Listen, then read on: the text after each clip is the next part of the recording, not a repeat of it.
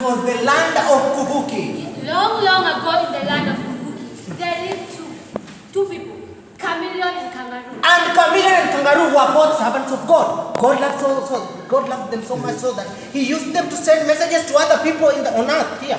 So one day, God called kangaroo and chameleon and told chameleon, go down there to my people in Kuvuki land and tell them this great message that people shall never die. Yeah, people shall never die.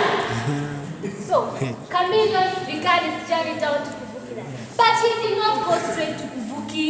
He went from household to household, greeting people and singing,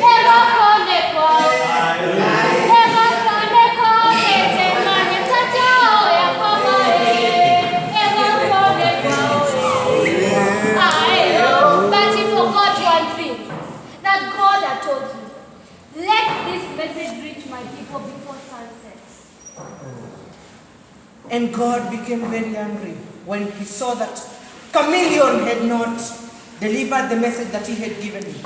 And then He decided. He called Mr. Kangaroo and told him, Kangaroo, my servant. Kangaroo, my servant. Come, go down there to my people in Kuvuki land. When the sun sets, go and tell them that from now henceforth, people shall die. And when Kangaroo heard this, he was so saddened. And he went by the side of the road, hoping, as he sang, that this message would reach Mr. Chameleon before sunset. And he sang,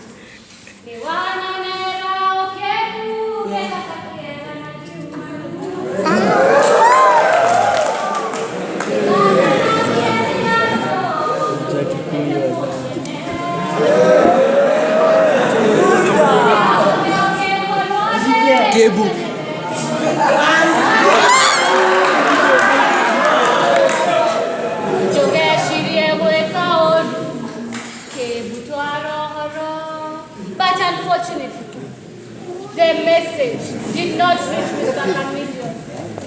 So as the sun set, God told Kangaroo, go and tell my people that people shall die. And Kangaroo decided to go and deliver the message. And he called, my people! My people! My people! My people! My people! God had told Chameleon to tell you that he shall never die. But unfortunately, Chameleon is not here. So now, from now, people shall die.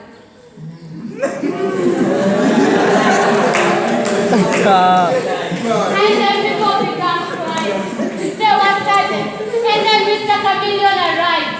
Hey, my people! My people! Why is that? Why is that? Why are you looking at me? God had sent me to tell you something. From today henceforth, you shall never die! And the people booed and beat him up. And as he was running away, God sent lightning and thunder that struck Mr. Chameleon down. And that is how, my dear audience, handsome audience, that is how death came to us.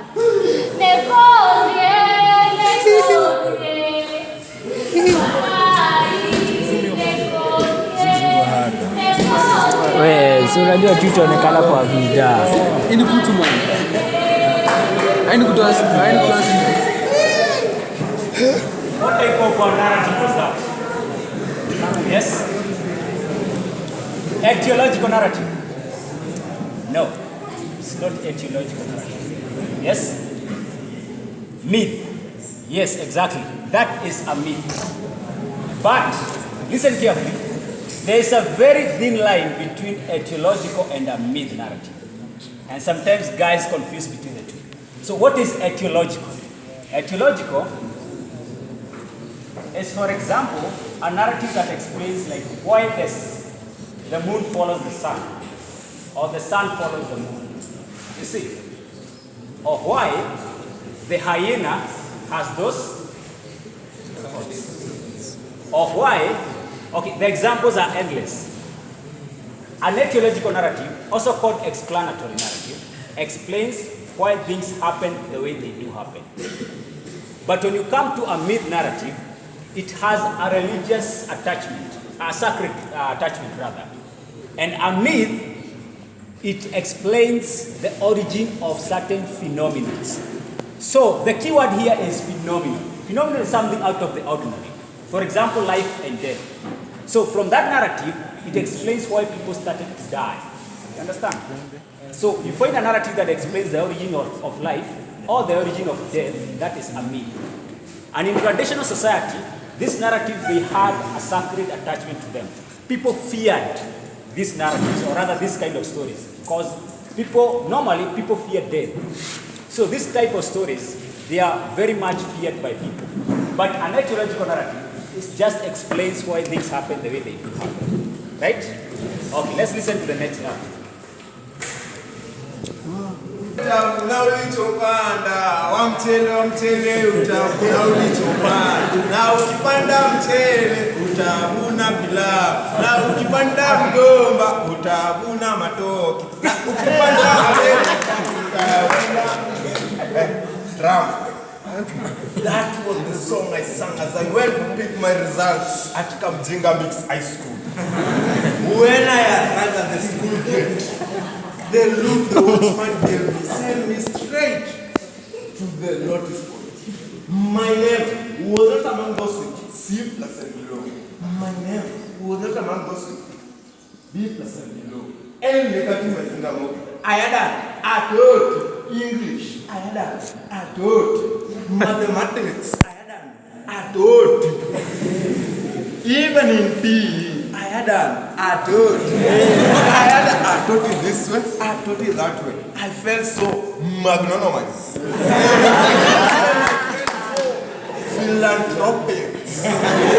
I finally felt so Obama-san. So I went home as a son. When I arrived home, my father ordered the only chicken and the only she-goat to be slaughtered in honor of me, since I was the first ever person to score an A in our entire village. That day come out, the butcher man sold all his meat in his butchery. All he had to do is to wrap the meat with the previous newspapers, which at my photo. Another lady suggested that I should pursue electric engineering so that I could retire wire from our neighboring village Ugimbo to our village Mikimbo. Another man suggested that I should pursue engineering so that I could tarmac the only road between our home and our school. But the following morning, we were woken up by a shocking news that all the results were nullified. So each and every student was required to go back to their former school to pick their new results. So I went back to my school at Kimunyi High School. When I arrived at the gate, the watchman gave me, sent me to the secretary office. The secretary gave me the results, looking at me like a doctor who was finished treating a patient with a terminal disease. I looked at the results. I put it banned. So my A had been included to a C minor. I felt like an IDP, internally disappointed person.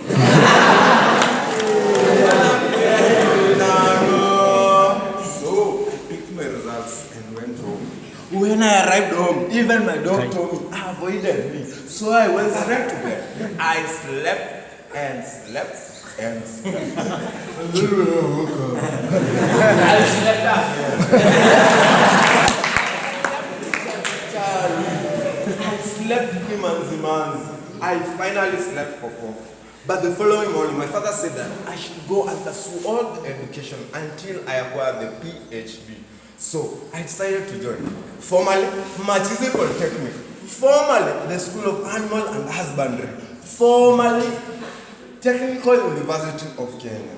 In the university, days were good when the examination were not around the corner. Girls' school parade was so slim that you could not tell the difference between the boot and the bonnet.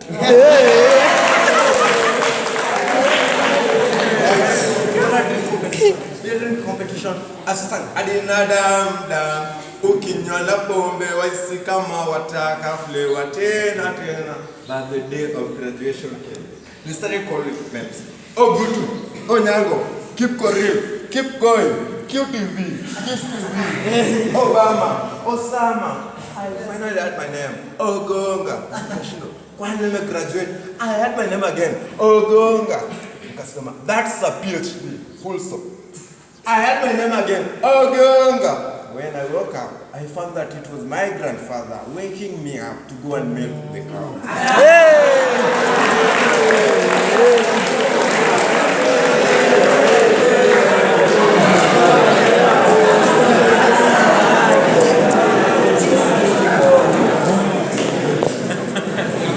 What type of story was that? Pardon? What type of story is that? Okay, very quickly, because of time, I'll look into the other narratives. We define and expand on them, see why what they say and see what they mean. Then after that, you tell me which side or which narrative this story will come to, right? So let's see what are the other narratives that you know from what you have covered. Yes? Yeah?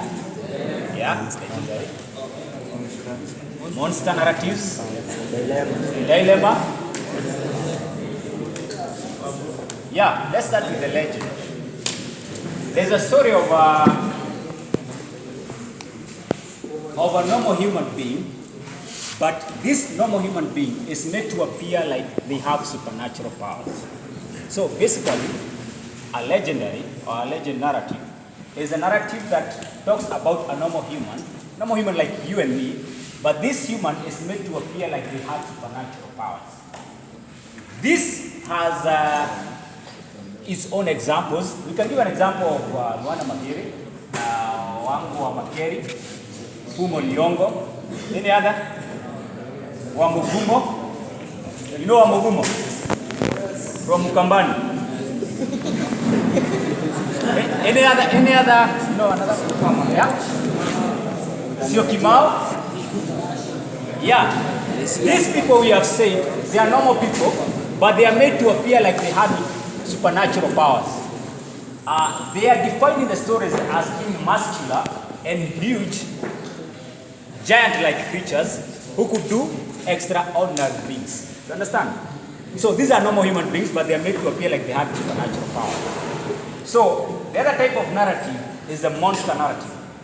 So if you're given a creature, this creature has 7 arms or 3 eyes, that is neither a human being, neither is it an animal. So what is it? Yeah, it's a monster, it's an ogre. So a story that has such kind of characters is called a monster narrative. And sometimes, in our traditional society, these stories were given to children, like to scare them from maybe involving themselves in some certain activities.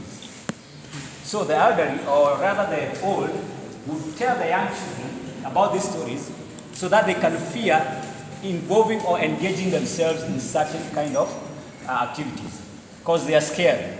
So you find that the creature we are talking about is a creature that can neither be called an animal, neither can it be a human being, right? So that's a monster narrative. The other narrative, which one? Dilemma. What is a dilemma? How can you define dilemma? Dilemma is just the plain one. Confusion? Yeah? No one else? Yeah. If you are faced with 2 situations and you are unable to choose one and leave the other, you are in that state of dilemma.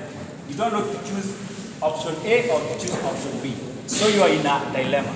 So you find stories that talk about, or rather give you a main character who is faced with 2 options, and then at a particular point in time, they are unable to choose one and leave the other. So that is a dilemma.